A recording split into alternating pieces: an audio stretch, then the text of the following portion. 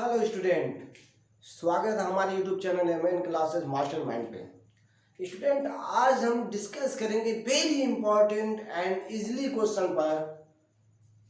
Student, class 12th का reflexive relation आज हम डिस्कस करेंगे। रिफ्लेक्सिव रिलेशन होता क्या है कि एक सेट के सभी एलिमेंट यदि अपने से ही रिलेटेड हो तो वह सेट क्या कहलाता है?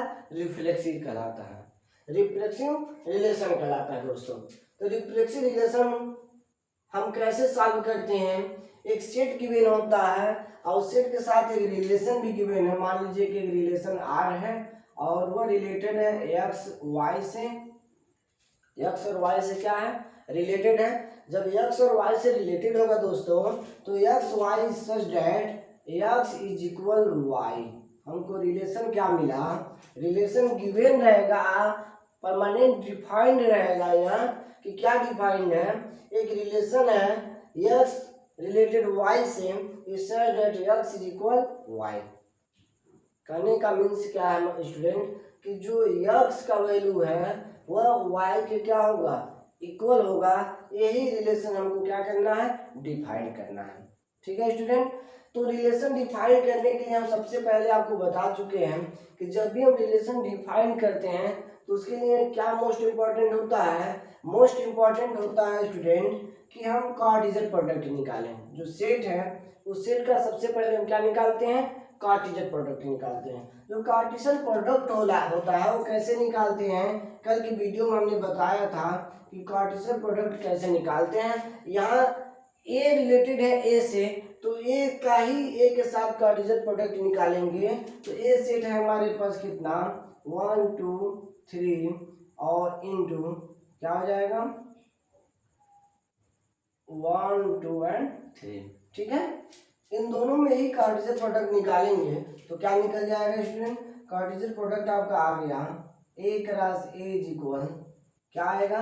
1 1 के साथ रिलेटेड होगा, 1 2 के साथ रिलेटेड होगा, 1 3 के साथ रिलेटेड होगा। तो क्या आ गया?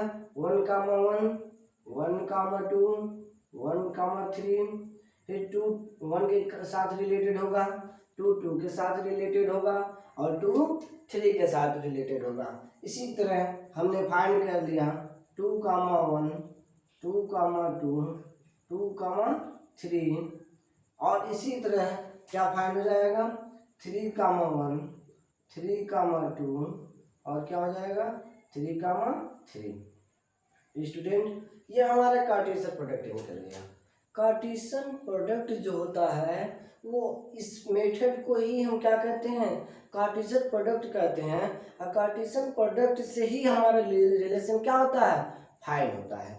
हम पिछले वीडियो में भी बता चुके हैं कि रिलेशन कहते किसे हैं? Relation is subset of the Cartesian product, and Cartesian product का ही सबसेट होता है क्या? रिलेशन। तो रिलेशन हमारा किससे फाइंड होगा? इस कार्टेशियन प्रोडक्ट से ही स्टूडेंट। तो रिलेशन हमारा गिवन क्या है कि x रिलेटेड है y से और x किसके इक्वल है? y के इक्वल है। तो स्टूडेंट हमने रिलेशन निकाल लिया। रिलेशन निकालेंगे x इक्वल होगा y के। हम आपको बताए हैं कि ये जो होता है वो ऑर्डर पेयर होता है, ऑर्डर पेयर। और ये क्या होता है? ये x होता है और ये क्या होता है? y होता है। यानी फर्स्ट एलिमेंट जो होते हैं वो x होते हैं और सेकेंड एलिमेंट जो होते हैं वो क्या होते हैं? y होते हैं।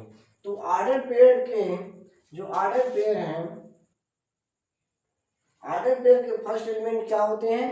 x होते हैं और सेकेंड एलिमेंट क्या होते हैं? y होते हैं। तो यहाँ पर क्या गिवन है? x इज इक्वल है किसके? y के। तो इसमें कौन सा ऐसा रिलेशन है, कौन सा ऐसा रिलेशन है जो x y के इक्वल होगा? तो स्टूडेंट ये पहला सेट जो है वह 1 कामा 1 जो x y के क्या है? इक्वल है। यहाँ पर और क्या आ जाएगा स्टूडेंट? 2 कामा 2 2 भी क्या होगा? 2 के इक्वल होगा, यानी x y के इक्वल हो गया। और क्या आएगा स्टूडेंट? 3 कामा 3। ठीक है स्टूडेंट, ये 3 ऑर्डर पेयर ऐसे हैं जो x y के क्या होगा? इक्वल होगा। तो हमने रिलेशन फाइंड कर दिया 1, 2, 2 एंड 3, 3 ऑर्डर पेयर आ गए और 3 ऑर्डर पेयर में दिखाई गया कि 1, 1 से रिलेटेड है, 2, 2 से रिलेटेड है और 3, 3 से रिलेटेड है। स्टूडेंट कहने का मतलब क्या था, मैं आपको स्टार्टिंग में ही बता दिया कि यदि एक सेट के सभी एलिमेंट एक दूसरे से रिलेटेड हो तो ऐसे रिलेशन को हम क्या करते हैं, रिफ्लेक्सिव रिलेशन कहते हैं। तो यहाँ पर हमने क्या देखा, ये 1 इस ए सेट में था, 2 भी ए सेट में था और 3 भी क्या था, ए सेट में था। तो 1, 1 से रिलेटेड हो गया, 2, 2 से रिलेटेड हो गया और 3, 3 से रिलेटेड हो गया। तो दोस्तों क्या देखने में आया कि सारे एलिमेंट, ए के सारे एलिमेंट जो है एक दूसरे से क्या है, रिलेटेड है। तो जब ए सेट के सारे एलिमेंट एक दूसरे से रिलेटेड होते हैं तो वह सेट क्या कहलाता है, रिफ्लेक्सिव कहलाता है स्टूडेंट। तो हमने जान लिया इजली कि रिफ्लेक्सिव रिलेशन होता क्या है। रिफ्लेक्सिव रिलेशन हमने देख लिया कि 1, 1, 2, 2, 3, 3 आ गया। तो ऐसे सेट को, ऐसे रिलेशन को क्या कहते हैं, रिफ्लेक्सिव रिलेशन कहते हैं। बट स्टूडेंट्स में कुछ और कंसेप्ट है। कहने का मतलब ये है कि अगर यहीं पे एक और रिलेशन आ जाता, 1, 1, 1, 2, 2, 2 एंड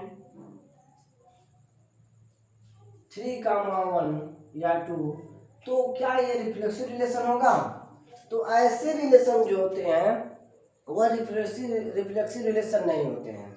क्यों नहीं होते हैं? देखिए यहाँ 1, 1 से रिलेटेड है, 2, 2 से रिलेटेड है, लेकिन सेट ए में 3 भी है जो 3 से रिलेटेड नहीं है। यानी सेट ए के एक एलिमेंट ऐसा है जो अपने आप से रिलेटेड नहीं हो रहा है, अपने आप से रिलेशन नहीं बना रहा है। तो ऐसे सेट जो होते हैं, अगर एक भी एलिमेंट, इस सेट के एक भी एलिमेंट अपने आप से रिलेटेड नहीं है तो वह सेट रिफ्लेक्सिव रिलेशन नहीं माना जाता, वह रिलेशन रिफ्लेक्सिव रिलेशन नहीं माना जाता है दोस्तों। तो यह रिलेशन जो है वह रिफ्लेक्सिव रिलेशन नहीं माना जाएगा, क्योंकि रिलेशन क्या कह रहा है, x इज इक्वल वाई, यानी किस चीज का रिलेशन है, x जो है y के क्या इक्वल, यानी इक्वल का रिलेशन बन रहा है। तो यहाँ पर इक्वल का रिलेशन 2 में 2 का है, 1 का 1 का है, लेकिन 3 का 3 का नहीं, 3 में 3 का नहीं है, इसलिए ये रिलेशन जो है रिफ्लेक्सिव रिलेशन नहीं माना जाएगा। ठीक है दोस्तों। तो अब ऐसे क्वेश्चन को हम अलजेब्रिक मेथड से भी सॉल्व करते हैं। अब उसे कैसे सॉल्व करते हैं, आइए उसे जानते हैं, वो कैसे सॉल्व होता है। उसे जान लें कि इसका एक मेथड होता है, एक मेथड होता है कि for reflexive x, x belong to R and x belong to A। यह एक मेथड है कि x, x बिलोंग करता है R को, x, x बिलोंग करता है R को, x, x belong to R, तो x बिलोंग किसको करेगा, A को।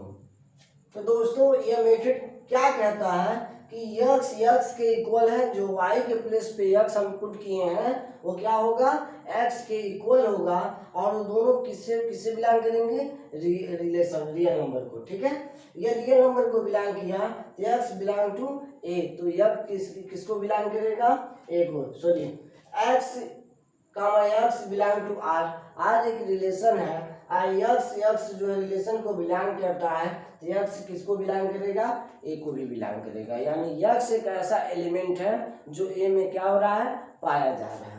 तो दोस्तों ऐसे कुछ क्वेश्चन होते हैं। फॉर एग्जाम्पल एक रिलेशन है, रिलेशन क्या बन रहा है, x and x, y is such that x is equal y, then x, y belong to n, यानी नेचुरल नंबर, यानी x और y जो है किसको बिलोंग कर रहे हैं, नेचुरल नंबर को।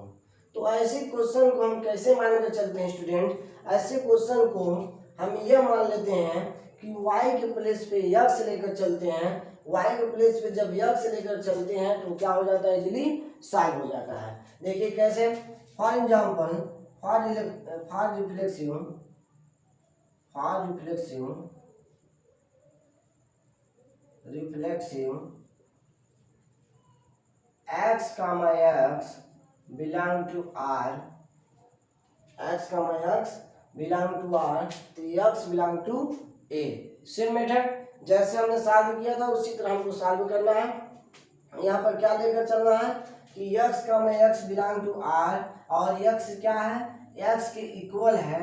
तो हमको ये प्रूव करना है कि x जो है x के इक्वल है, अगर ये ट्रू है या फॉल्स है।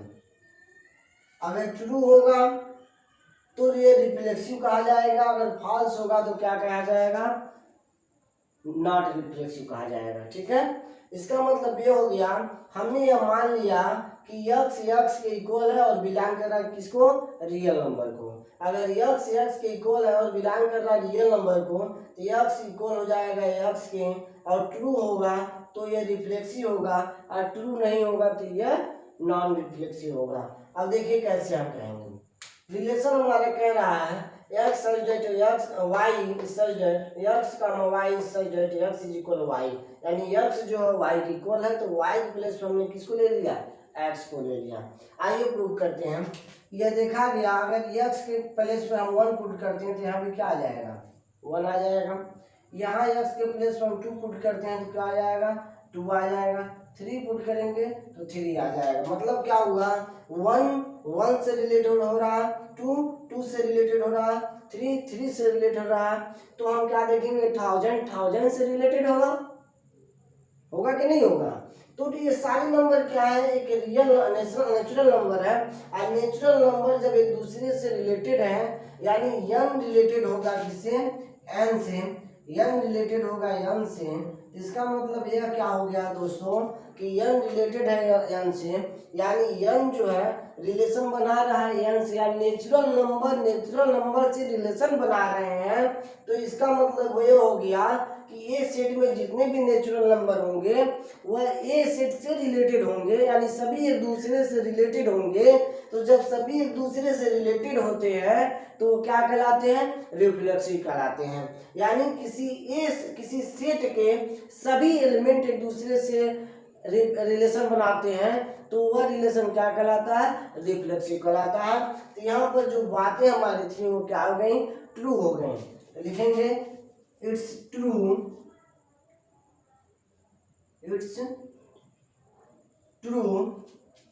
क्या लिखेंगे, सो R इज ए रिफ्लेक्सिव,